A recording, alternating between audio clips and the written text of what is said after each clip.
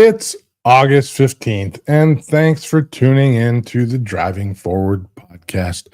Whether you're joining us live or listening on one of our 18 platforms, including Wreaths Across America Radio, where we're broadcasting every Tuesday evening from 7 to 8 p.m. Central Time, we appreciate your support.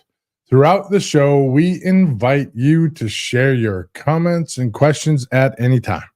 Your engagement fuels our discussion and helps us navigate the world of transportation and logistics together. It's been a busy week. There's a lot of news that's popped up. We have Mercurygate being acquired. We have Pride Group closing. I think we all kind of saw that one coming. Lots and lots of movement in the industry this week. So culmination of a variety of different things. We just did a GLCS company update today, and the headlines that were on there, I didn't have to dig deep for them. 3 or 4 major updates, all within the last 7 days. And, these are our major industry events shifting, just companies shifting. The Best Past acquiring Drivewise, that's an interesting one as well. So lots to talk about. Speaking of that, excited to welcome today Tristan Bordallo. Tristan's a seasoned veteran in the trucking industry. If you're not following him on LinkedIn, you should be.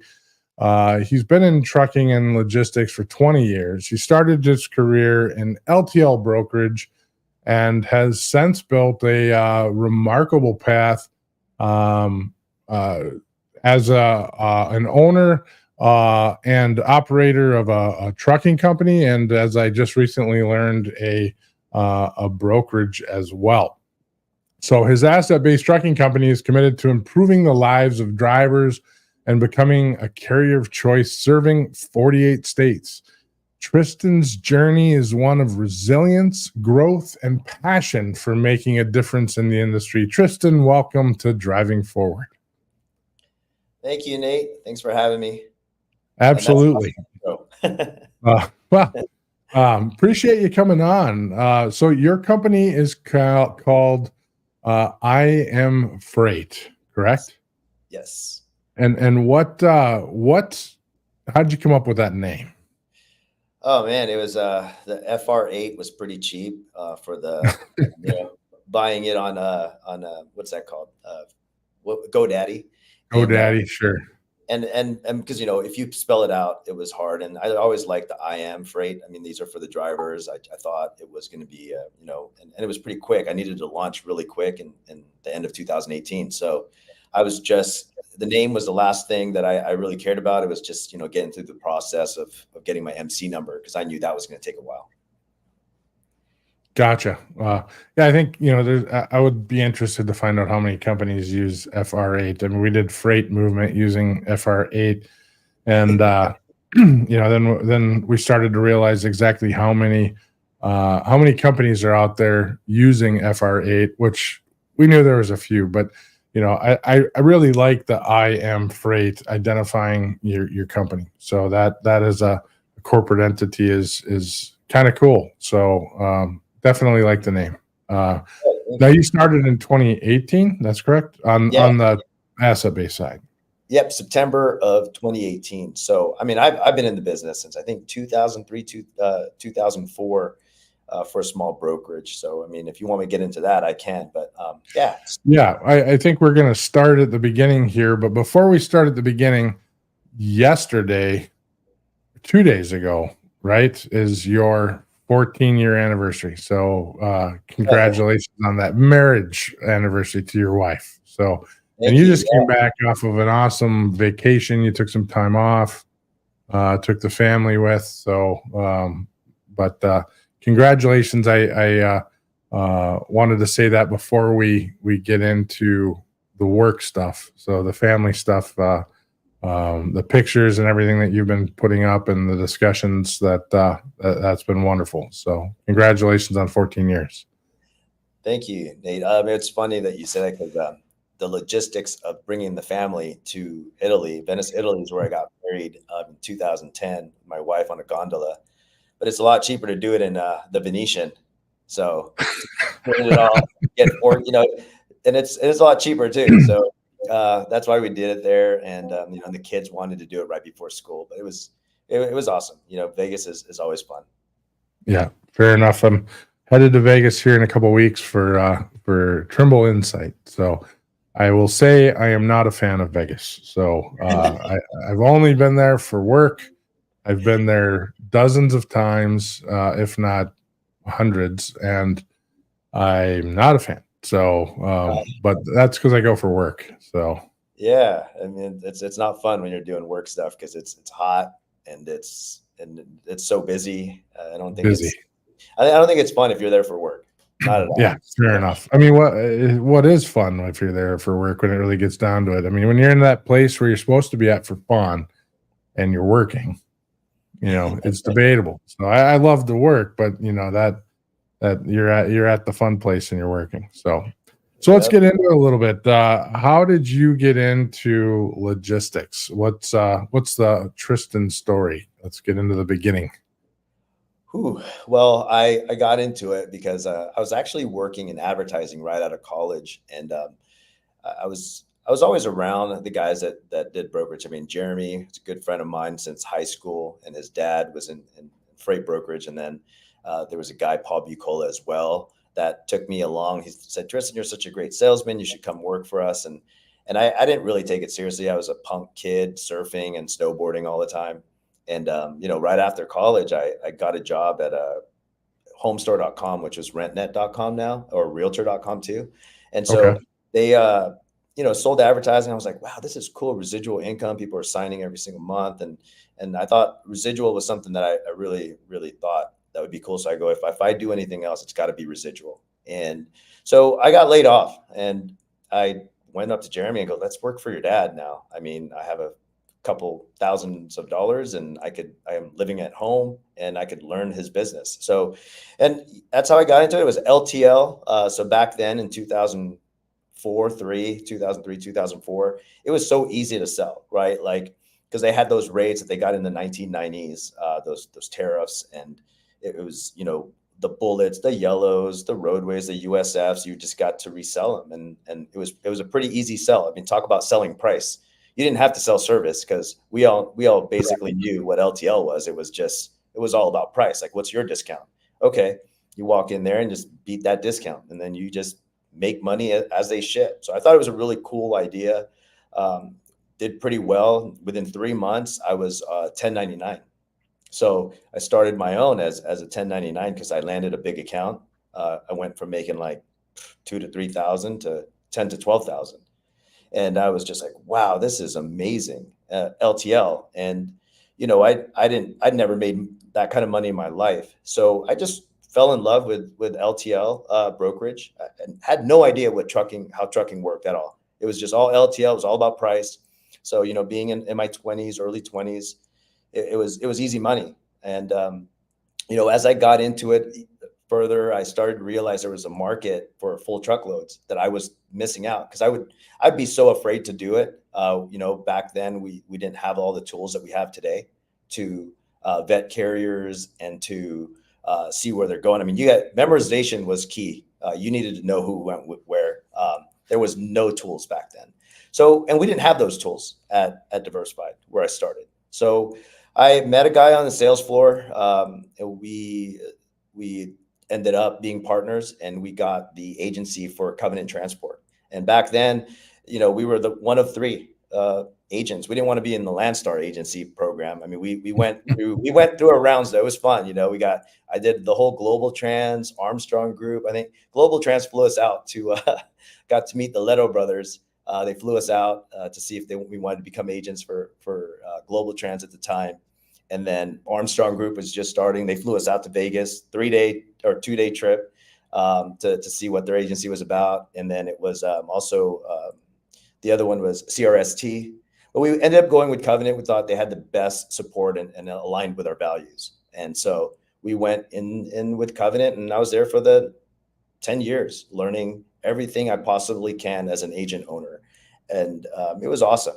We got the support from Covenant. We got to see the growth of when Covenant went from 3 to 4 agents, then to their own in Chattanooga, Tennessee. So being part of that was really, really cool. And being on the ground floor of seeing how to grow a brokerage was pretty, I was lucky to have that opportunity. And now in 2018, I turned 40 and I said, man, I want to have my own legacy. I want to have my own trucks. How hard could this be? How come all the guys that I've liked in the last 10 years have gone out of business? What's going on? I mean, do they not know how to run a trucking company? So I went out in 2018 not knowing, and I'm and it's good when you have a lot of friends in the industry. It's easy to get up and go. There was a company, Cool Pack. I don't know if you know who they are. They're LTL refrigerated. I got to be really good friends with the owners, and I was a customer of theirs for years. I think 8 to 10 years before I started the trucking side. And I asked them if I could line haul. So we talked about it, and they were my first customer. So 2018 was really easy to start a company, being that you had a customer right out the gates. So my business partner then didn't end up wanting to own the trucks. He just wanted to stay at a college daughter going to school. So he just, decided to stay at Covenant, and I went on my own to pursue trucking. And here I am now, 6 years later. So it's a pretty cool. It's nuts though. I mean, we can get into a lot of the details. I think I learned more in these last 6 years of running trucks than I ever did in brokerage. Yeah. No, there's a reason. Trucking is definitely, owning the assets is definitely different than the non-asset side. It's a different path. So I've done both. I come from asset side, but we've always had non-asset portions of the business, and I've owned brokerages as well. But you think you know what you're getting into, but you have no idea what you're getting into. So the startup alone is backwards, isn't it? Just getting the MC, getting the insurance, and buying the equipment. That initial startup is, and you're based out of California, right? Yeah, the worst state to start a trucking company. I mean, I chat GPT'd it because I was so frustrated. And I go, what's the hardest? When AB5 came out, I wanted to move to like Nevada or just move out of state, Texas, because my dad lives there. And I said, man, how? And I spoke to a couple lawyers, and they said, why are you doing that? You're just gonna have to be compliant anyways. If California starts and all the other states start, you're going to end up doing what you're doing. So you might as well figure out how to do it. So that's why I stayed in California. But it's tough, right? We have every 90 days. So that's expensive. And I don't think a lot of people understand what the responsibility is of running a trucking company, right? Like there is so much responsibilities, and I'm so glad I've gotten to fail to learn and say, wow, not to the point where I went out of business failing, but failing just to learn. Because if it's too easy, man, you're never gonna, you're gonna cut corners all day, every day running a trucking company, because Nate, there's so many corners to cut. Yeah, there's you can cut at every corner, and there's some people that do, and somehow they make it, but it's not right. You have integrity, and it's integrity that allows you to operate with respect in the industry, and regardless of what you're doing. And as a trucking company, people remember everything. Trucking company owners they're like elephants. They never forget, right? And 20 years later, they remember things. And so if you make a bad decision, it's very rare it's forgotten. It's forgotten through generations, but generations take a long time. So, but to that point, it is frustrating when you see the bad actors being successful because they're cutting corners and making it. But to me, you want to operate with integrity and supply good jobs to good people. And if you're not doing that, then what's the point of operating a company? Absolutely. I mean, being in California and talking to Mike, I went with Commercial Credit Group. So they funded all of my trucks and my assets. And I get a lot of insights on how others are running their companies, because I'm really in tune and what's happening, especially with the guys that I compete with. And, I start to feel better. I start to feel bad why can't I grow my company as fast as these guys? But then I see them just go out of business just as fast, right? They're not building that foundation. They're not building they're in it for the money. They're not really trying to learn how this thing really works. And, and they have other MC numbers that they're going to burn through just to, put their trucks in motion again. And that's not fair. And that's why I said, you know what, I'm going to be one company this whole time. We're going to figure this thing out. I'm going to do it slowly. And I mean, I've been bootstrapped the whole time. It's been all of my own cash. It was scary because when I started it in September of 2018, I didn't haul my first load for 3 months. So imagine, my wife was a 7-year stay-home wife for the first for 7 years. And here I am leaving Covenant, starting this trucking company, thinking I'm going to ride into the sunset with all this money.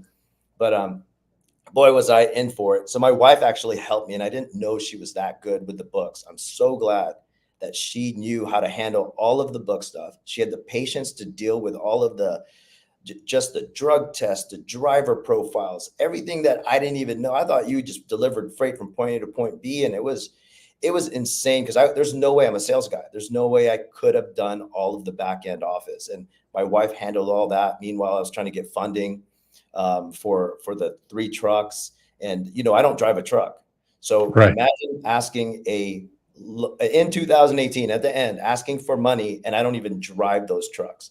I mean, it almost didn't happen. I thought, okay, I'm not going to get the money for the trucks. I already put in all the cash. I've had drivers lined up, and those original drivers didn't even end up with me because it took too long for me to launch. So I was literally, this thing was never supposed to happen, but I just love how it all came together. I got funded for the 3 trucks in one condition, which you probably know is a trick that they do. Okay, we'll let you buy the 2 new trucks, but you got to buy one of our used trucks. Yeah. And then they sell it to you for $130,000, and you're like, Sure. well, the new one's 142. Yeah, exactly. So what's this all about? Yeah. Well, hopefully now, being 6 years old, you don't experience those things. But yeah, to launch is just not right. And it was, when I opened my trucking company, the one that I bootstrapped, I had run a company that had, I had grown it from 40 trucks to roughly, 1,000 drivers. And so I thought I knew everything there was to know about running a trucking company. What I didn't know was what it took to start one and to start it by yourself. And this was back in 2006. And that was monstrous. It was absolutely not something that I expected. It was a lot of work. It was a lot more work. And I went from 0 to 6 trucks immediately, and then jumped to about 30 in 12 months or so, right around there. But it was, the market was different. Things were a lot different. But it was still trying to piece all of that together and figure out how to do it. There's a lot of things that weren't as clean as what they were when, hey, I wanted to buy 50 trucks. As a larger fleet, you just say, I want 50 trucks, and they deliver them. So, just a different story. So, but yeah, so I can understand where you're coming from. How many trucks are you operating today? Well, we have 7 right now, and 8 trailers. We just got into an accident. My whole goal is to try to get to 8. Now you know why IamFr8. It's just my proof of concept to see how hard it is, so I can become a better broker, because I want to go back to brokerage, but I also want to keep my assets and see, I want to grow this thing maybe to 15, 20, but like 8 is really good right now, especially in this market. Because I don't want to take on too much debt, and I'm 2 years away from paying off all of the trailers, less than 2 years actually. So I'm like, okay, I'll be in good hands once I get that off the books, and I could figure it out, and hoping the market gets better. Because in 2022 and 2021, I didn't get to take advantage of it. I was on contracted rates with Coolpack, so been hauling with them since the start. It really, really, that's what I love about partnerships. Like, I'm not trying to go and chase that money. I'm really trying to chase the partnership, so I could really learn how this is and be sustainable. You know, I don't need to go up and down with the market. I just have to figure out what my costs are, cover it, grow responsibly, and really service the heck out of my customers. And you know, how much more can I show you that I care than owning my own trucks, with providing you my guys that can serve your needs. And that's what I did. And you know, it's growing slow is good, but I just wanted to learn, because you know, you're one accident from going out of business, one mistake from going out of business. And so, you know, and imagine having 50 trucks in this market. I can't imagine it. You know, with the way things are, and the way the environment is and where it's going, I just think it's hard, unless you're cutting a lot of corners in California. That's the only way. But all my guys speak English. All my guys are legit drivers. You know, we have 250K in cargo. We kill it. You know, we have all of the things that I looked out for, because I wanted to attract those right customers. And the only way to do it is to step up to what, you know, to what type of customers, to what those customers want. You have to step up. So no, agreed. What type of freight are you operating today then? right now I'm doing so I have dedicated a wine account. So I get to do that locally. And then also you know, my guys are tanker endorsed. So there's a local company that I haul their tankers almost daily to San Diego and to LA, and LA to Riverside. It's all day, every day. I get to do that. And then we do a tire run for a broker. And then we do events. So, you know, we get to do a lot of events, and because our trailers are all brand new, you know, they're all 2022, 2023 trailers. Yeah. So we events like shows. Oh yeah, we do shows. Okay. So that's, and we follow a customer for like 20 days, 17, 15 days out of the time. And my drivers love that. So perfect. They get to sleep in hotels. Yeah. Well, that's not all bad too. And then they go a place, are they touching the freight then or are they just driving? They do. They help out a little bit, but it's not much. It's strapping it down. You know, the extra added value to the guys working the shows. I mean, they love my drivers. They're able to talk to them on the phone, say, hey, you know, just be here at this time. So it's yeah, those are the type of customers that are helping us keep afloat. But we do sometimes have to go out on the spot market, and that's when I realized, going like, wow, these guys. I mean, and I get it. You know, they don't understand, and that's fine. Well, how often are you going out on the spot market then? I would say maybe 20% of the time, 30% of the time. Well, that's pretty healthy for a small operator. Because the guys who are hitting it 100% or 70%, those are the people right now who are truly in danger. So, yeah, I don't know how you make it when you're running at a revenue per mile lower than your cost. So, well, Nate, remember that thing that you were doing with just how the interest rates affects, like, you know, that spreadsheet that you do. I could guarantee you, I've talked to guys that I know that have 30, 50, 80 trucks. They have no idea what their cost is. So it's easy to just keep running and saying, okay, money in, money out. Do I have anything left over? Okay, well, I could, you know, if I fail this time, I'll get another one. And that's what I think the industry doesn't understand, is that once you fail, you get cheaper. You're not going to get the best insurance, right? Like what you originally had. You're going to cut corners. You're not going to do your 90-day inspections. You're not going to do a lot of, you know, and all of our trucks are leased, by the way. Like I could get in and out of trucks all day, every day. So if my truck breaks down, you know, I'm with Tech and I'm also with Velocity. So if my trucks do break down, they give me a rental, and I get to keep moving. I mean, I learned that from, you know, Coolpack saying, you know, you should lease these trucks out. Because I did have a one box go out in 2021, 22, and in one of my trucks, it took 3 months. So imagine that's like a heart attack to your cash flow. The truck sits there for 3 months waiting for a $28,000 one box. So, yeah. Yeah, been there, done that. you know how horrible that feels. Like, I'm sure you're like, dang, you're counting on days. Like, where is this one box? I mean, I was at the point where I was calling every single manufacturer. Do you have this one box? Because I wanted to move it faster, and they just laughed. They're like, oh yeah, whatever. Or I even wanted to get a used one. Or have their trucks been, or any, like, I'd go to, like, I called junkyards. Like, are there any Freightliners that have crashed that the one box is still in pieces? Like, you just want to get that truck moving. It's It's really, really Yeah. tough to own Just your own anything trucks. you can do. And yeah, absolutely. No, I mean that's the problem with the asset side, but there is a sweet spot with that. There is a school of thought that's indifferent of the lease. So it is nice being a small operator and not having to worry. And I understand that school of thought.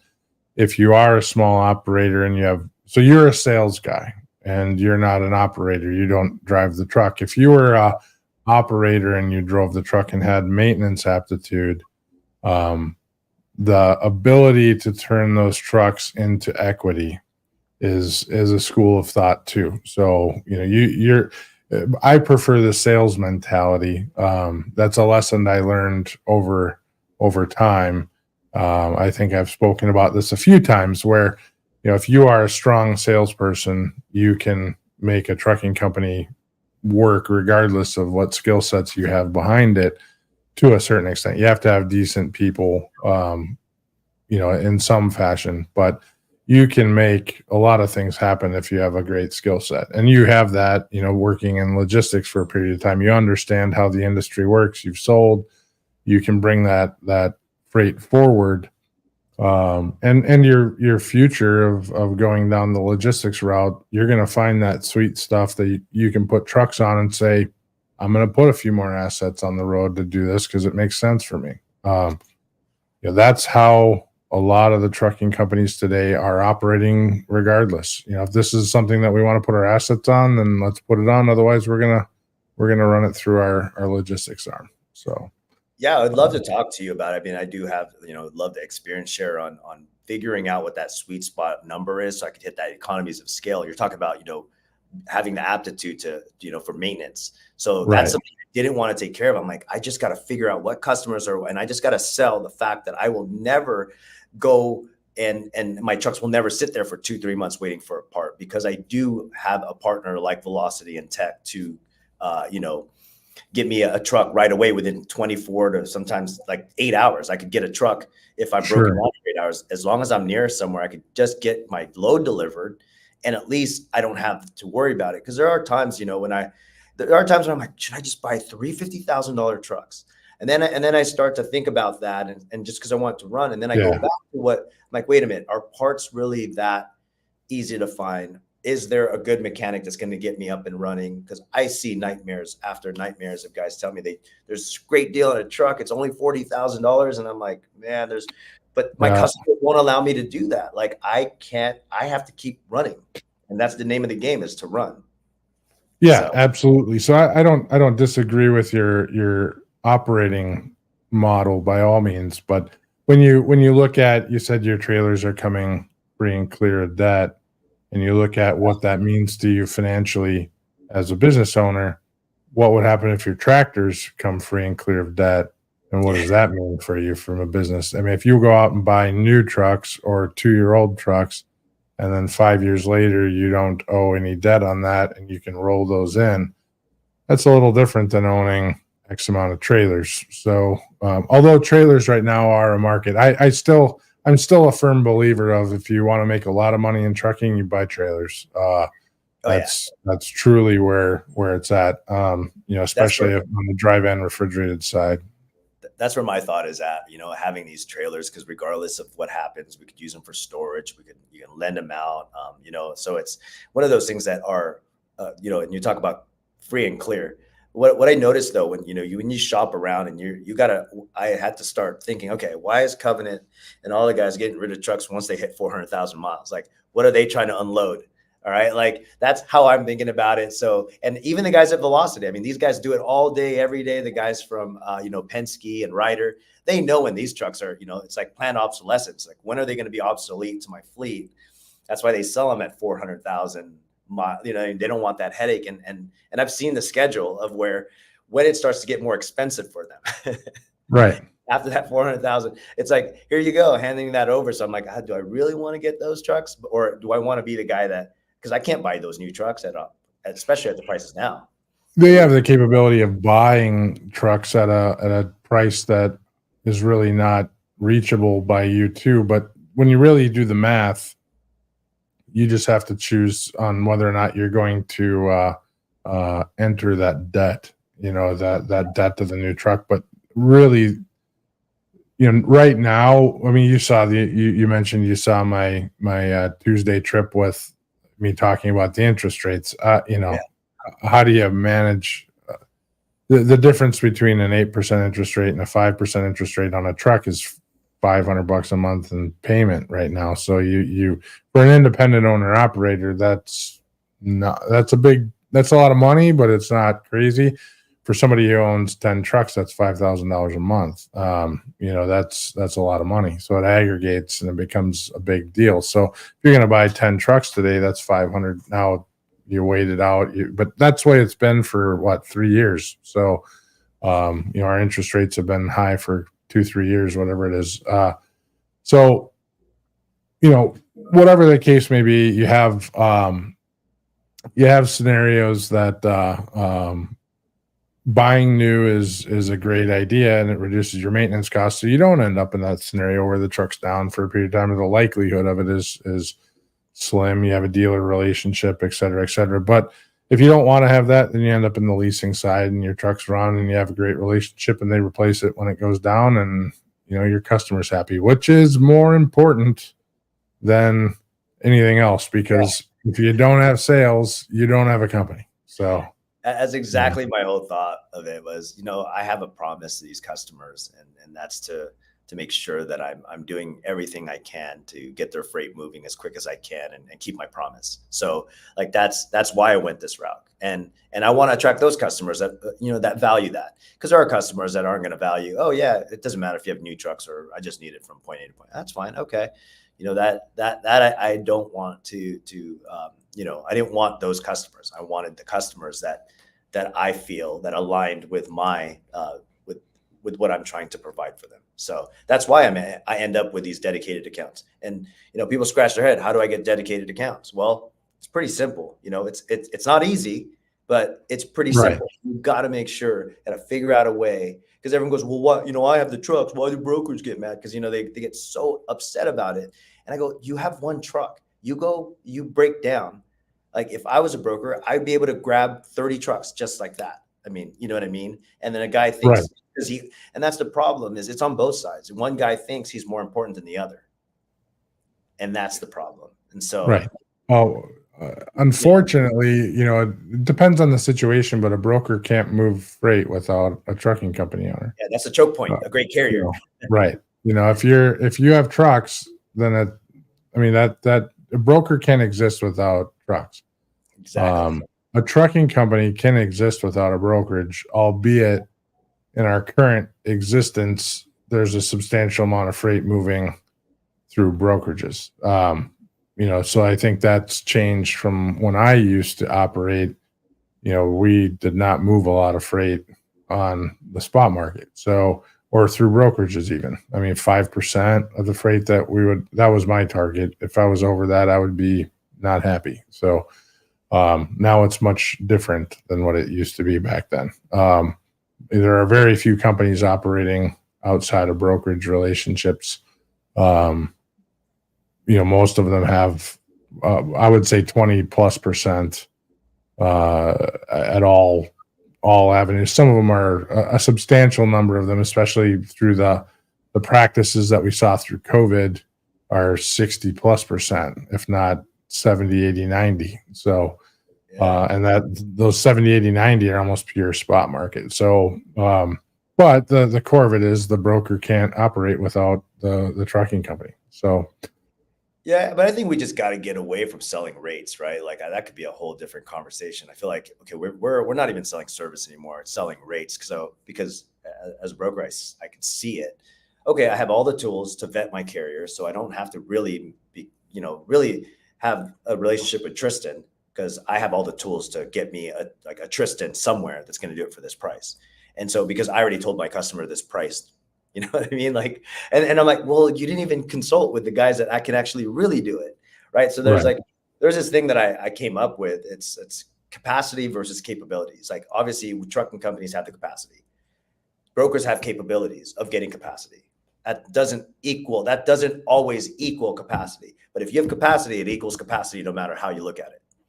But if capability does not turn into capacity, like it could because of this soft market, but that means capacity could never turn into capabilities, right? Like it's capacity equals capacity. Capability does not equals capacity. So No, I see where you're going on that. I agree. I mean, you have certainly in the existing market, it is what it is, and you have scenarios where we've gotten so good at communicating existing rates. So the market rate for, well, I guess that's probably how we'd want to determine it. So there's so many different tools that we have that show us the existing buy sell, that, from a brokerage standpoint, they're using those tools. And so they know what that existing buy sell is through whatever tool that might be. And then on the carrier side, they may or may not know what that is. I think there's some of those tools that are making it more transparent. But that may not be a profitable move for them. So to that point, it doesn't mean that they should do what's being offered. But currently today, you have education that's missing on some of that. So you have some people that are just doing things that they shouldn't do. When it comes to contract freight, I think it's entirely different. And you have some customer relationships that certainly are compressed, but especially on the dedicated side, I think they're always looking for the value added service. So I mean, what's your opinion on that? When you're working with dedicated customers, it's, I need this value, I need this to happen without loss on a daily basis or whatever the cadence is, and it cannot fail. So yeah, that's the type of carrier that I sell myself as is. Look, this is what we have. We have the ability to get up and run. We don't have to worry about downtime. We will service the heck out of you, communicate the heck out of everything. And you're right. Like there's no education for carriers like that. They always ask, and I have, being on the brokerage side, I have a lot of carriers. So how do you get these accounts? And I'm like, because I'm operating a lot differently than you are. You're not. I'm like, and I have these talks all the time. It's, they'll have 30 trucks, and I go, okay, I have this really awesome customer. How many of these guys can you actually give me? Maybe like 5 or 3 of my guys. And so that's all you have that's really running the way I want to run. And that's hard because like, I don't think brokers are having that conversation neither. When you have when you post a load, it's like, can you do the price or not? But yet they've already promised the world to this customer, and they're not really looking at, the quality. They're not underwriting me to make sure that I could be that carrier that can help them go from, I need to cover all 10 of these loads. I'm like, dude, I could do 8 of them with my guys if you just pay me this much. But they're like, right. no, because the spot market's this, that's the price. And that's okay, right? Because that's how it works. But the reality is I don't even want to play that game. I'm too old now to figure out, like, I'm 46. So I just want to deal with customers who want to, that care about me and that I truly care about as well. And here's what I have to offer. It's expensive to have these trucks, and it's expensive to have this type of service, and also going after that type of freight that's going to afford that type of service and that's looking for that, because we're all price driven right now. I mean, everything is price. Like, Right. And then I get so I worry about how our industry is going, because all this fraud, and it's being ran in different countries. And I just, it sucks because, there's guys like me that really want to provide that service, but who out there, I mean, besides my customers that I know, that are willing to actually say what they're, do what they're saying. Right. Talks about relationships and this. And I'm like, well, you have 20 tools to vet carriers. You have 20 data points that you're using against these carriers. Have called me and asked, can I get a profit and loss statement with 20% on it? And then you will know what it costs to run a truck. If we could, and that's what I want to do, like with my group, is have the tools, the data, the education that you're talking about, and profitable loads.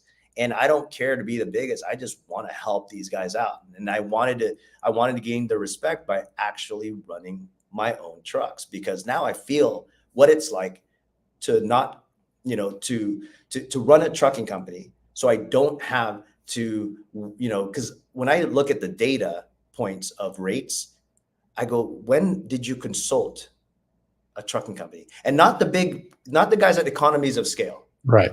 You're not talking, because we could look up Covenant, we could look up every Yeah. public company, we could see how much it costs them per truck and what their revenue requirements are. But how about a guy like someone that has 20 or less trucks? What's the revenue requirement?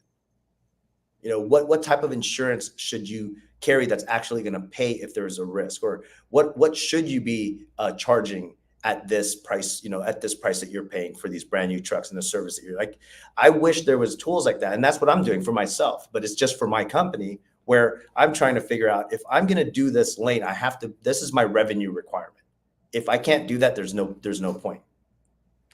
And which is why selling direct, whether it's selling to a customer or a solid relationship with a long-term broker or 3PL, I mean, that's the health point of a small company. You have to have that be your core business, and you have to stay out of the spot market and stop working transactionally there. Today, I agree with you. Having those tools and trying to change the industry, there's a lot of discussion through Broker Carrier Summit, and a lot of people in the industry that are talking that way. Whether or not they're taking action, entirely another story, but there's a lot of people talking about it. I'm going to take a brief pause, and for the first time, GLCS has been running the Driving Forward podcast almost for a year, and we're going to run a quick commercial here for the first time ever. And if you have any questions or comments, cue them up here now for Tristan. We'd love to hear. If your fleet's downtime looks like chaos, you're missing out on GLCS. In the fast-paced world of trucking and logistics, time is everything. Meet GLCS, your expert partner in managed IT services. We integrate seamlessly with your team, bringing seasoned IT professionals with deep transportation and logistics expertise. Imagine your software updates running smoothly, complex issues resolved quickly, and operations humming with efficiency. GLCS has your back. Our support doesn't just fix problems, it prevents them. With our industry connections and proactive approach, we keep your trucks rolling and your brokers working. Think of us as the added resource your company needs to unleash its full potential. Visit glcs.net today and keep your business driving forward. GLCS, where efficiency meets expertise. There we go. And we're back. awesome. Thanks for doing that on my end. I get the first advertising. I'm so lucky. Yeah, you get the first commercial. We're gonna run that in other places too, but awesome. We wanted to get it out this week. So, yeah, you get to be the first one to run. That's cool. So I feel like we can keep running down that road, but we're kind of coming up on our. I told you this would go fast. So, I want to talk a little bit about your involvement in EO, and if you can explain that a little bit, because I feel like for any business owner, those type of programs are important, and they're not only important from an advisory standpoint, but also from a mental health standpoint. And I talk a little bit about mental health from time to time. I talk a lot about it in May, but I do bring it up from time to time just to pop it out there. But running a business is hard, and you can't just talk with any random friend about it, because they don't always understand the idea of it. So if you can, you're involved pretty substantially with EO. So if you can tell us about that a little bit. Yeah. So Entrepreneurs Organization it's basically your go-to guys that are going to listen to you, because your wife, unless she's in the business, she's not going to listen to all your ideas and all of your, they're not going to help you navigate. And if you talk to your friends, they're going to they don't understand what it's like to have the responsibility of running a company. And, and the loneliness is true. I mean, I've been basically running my own businesses for the last going on my 21st year. And, EO has really shifted the way I look at things in a way where I do get to balance life and business and ideas and see how others have done it. And I think that's the number one thing for me, is being able to see what someone else has done with their circumstances, because all of us go through the same experiences. And what's great about it is there's really no advice given. They just experience share. And I've learned that because everyone's so quick to give advice and it just doesn't work for everyone. But I think an experience share is way better because you get to pick nuggets from that person. And it doesn't seem so, hey, you need to do this, you need to do that.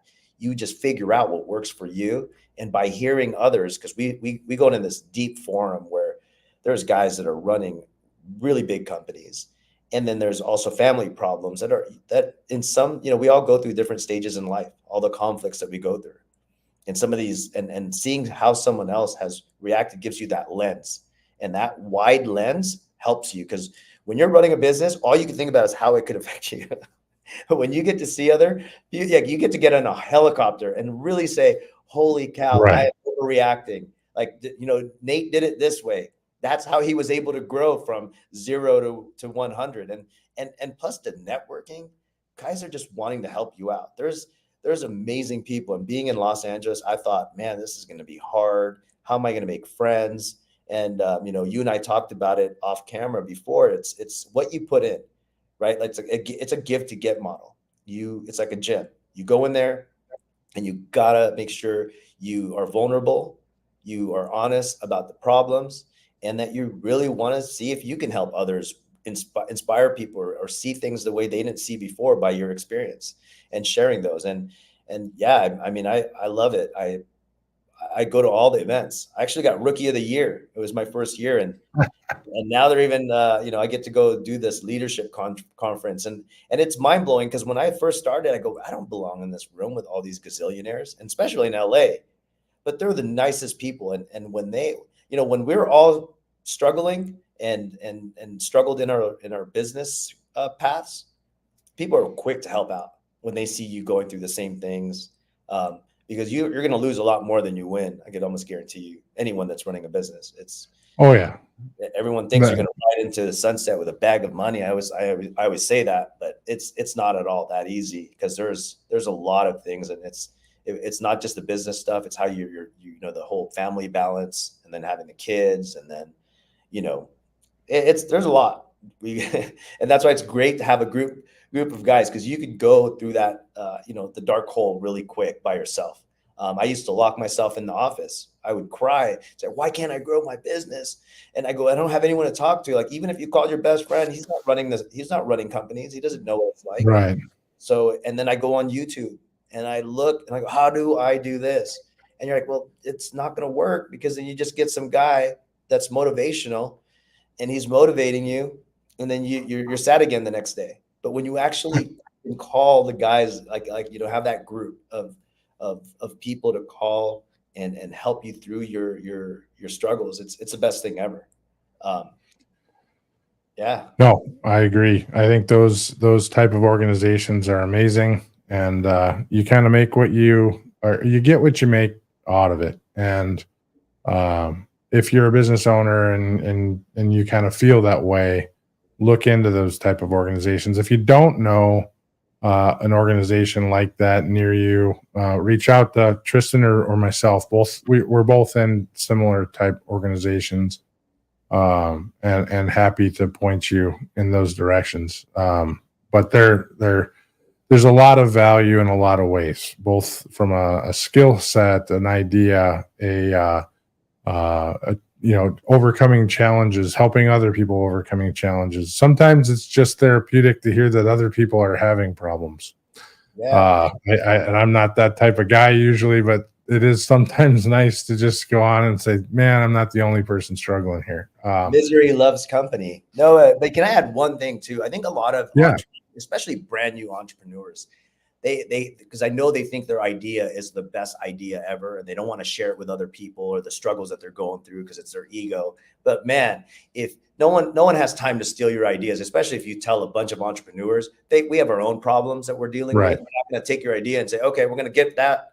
We're not going to, you know what I mean? It's a good place because someone there has already been through it and then can challenge you. You want to be challenged those questions because investors are going to do that if you're out pitching your idea, or you want that challenge from someone who's already seen it, has been there, or is going through it. And everyone's so afraid, oh, well, someone might steal my idea if I go in this networking thing. And we don't really do that. We don't care.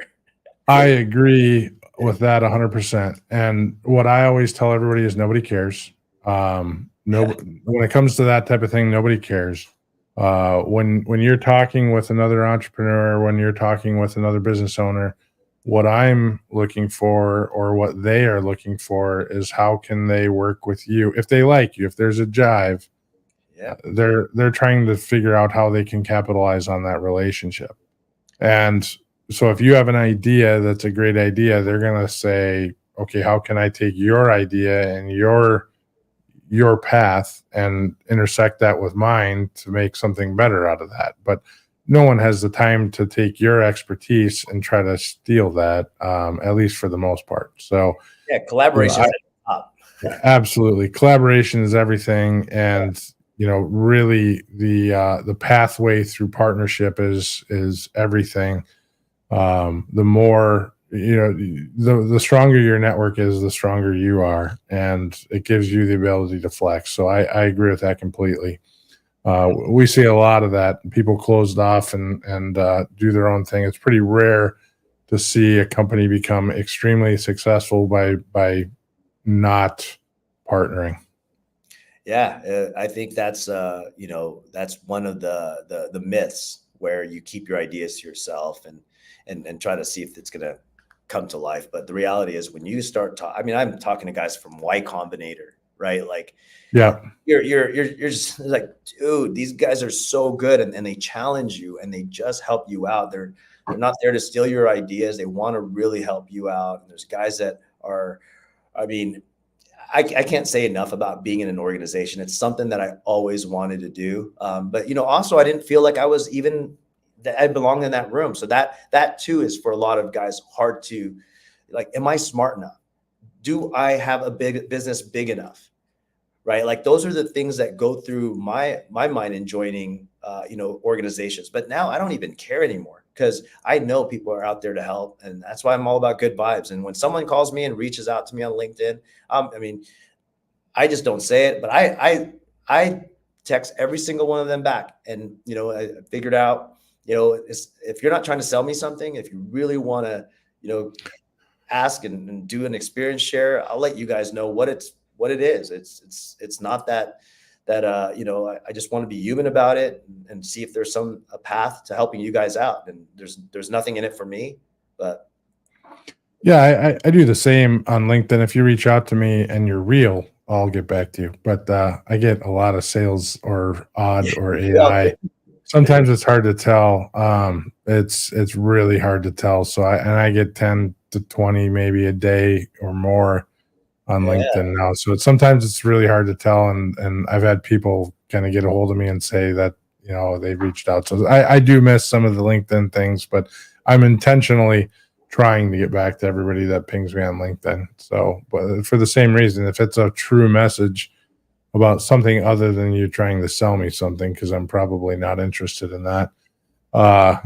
There's so much of that, and it's an opening on it. It drives me crazy. So, but yeah, I love to communicate with everyone there. So, like you're saying, on LinkedIn, there's a lot of good people that are, absolutely. They live where the bad people live too. So, like, that's why I always, in that land of LinkedIn, there's also good people there. And I've been able to, that's how you and I met, and talking and getting to know everyone and what they're all about is what I really, really, really like. Cause we're all going to go and flock to the ones that are aligned with the same goals. And that's why I went on LinkedIn, honestly, is because I wanted to see, does anyone else think like me?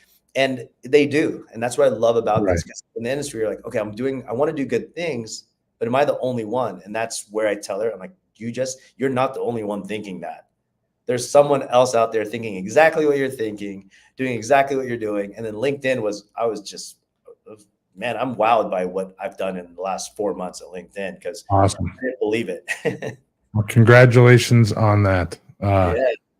I am going to start wrapping up here a little bit. I'm going to ask you one question related to Nothing Without Trucking, and I'm not going to go too deep into Nothing Without Trucking. If anyone's interested in what Nothing Without Trucking is about, it's nothingwithouttrucking.com. It's an ATA initiative, largely taking education to the public around what trucking does. So, and bringing positive messaging to the general public in North America.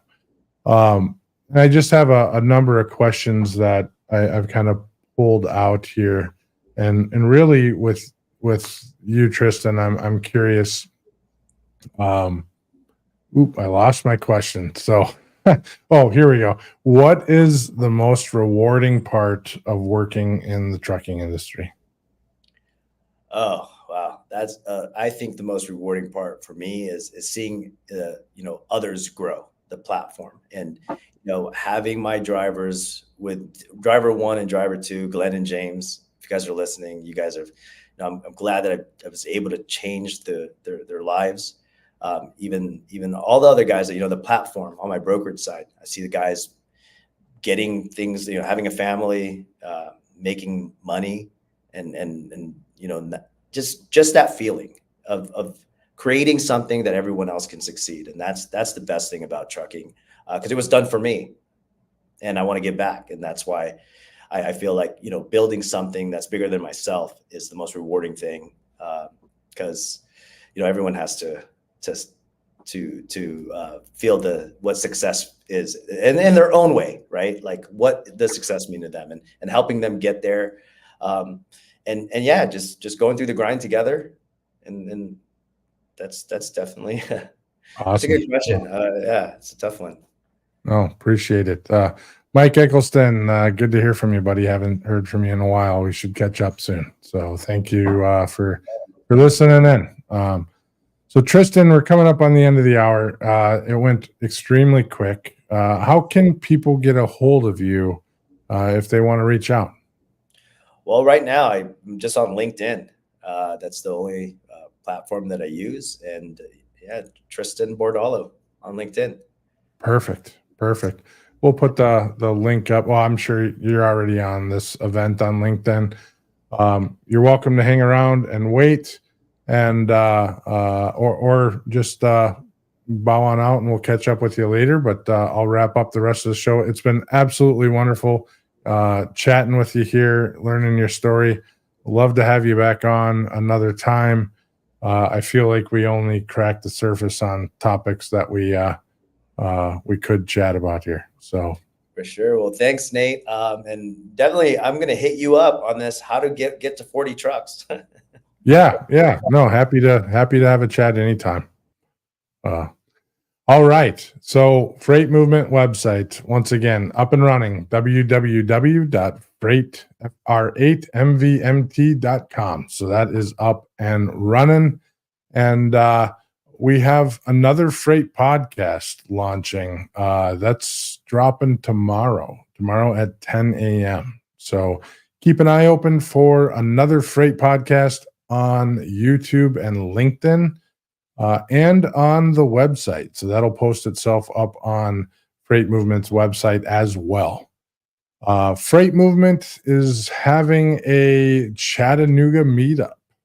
Whitney Johnson Cowell is doing a coffee meetup at the Frothy Monkey. I love the name of that place. I think every town should have a Frothy Monkey. August 20th at 11:30 to 1 p.m. So I think you can just show up, but if you're a friend with Whitney on LinkedIn, you might want to message her, tell her that you're coming. GLCS will be at Trimble Insight September 15th through the 17th. If you're going to be there, reach out to us. We'd love to meet with you. We have a booth. We're a sponsor there as well. Happy to meet with anybody, happy to chat with anybody. We'll probably do a few recordings there too, but love to chat with you. So reach out if you'll be there. Broker Carrier Summit, October 23rd to the 25th in Dallas. Myself and Bain will both be there. BrokerCarrierSummit.com. Book your tickets there if you can. Next week, we'll have Matt Silver on. Matt is the Chief Strategy Officer at greenscreens.ai.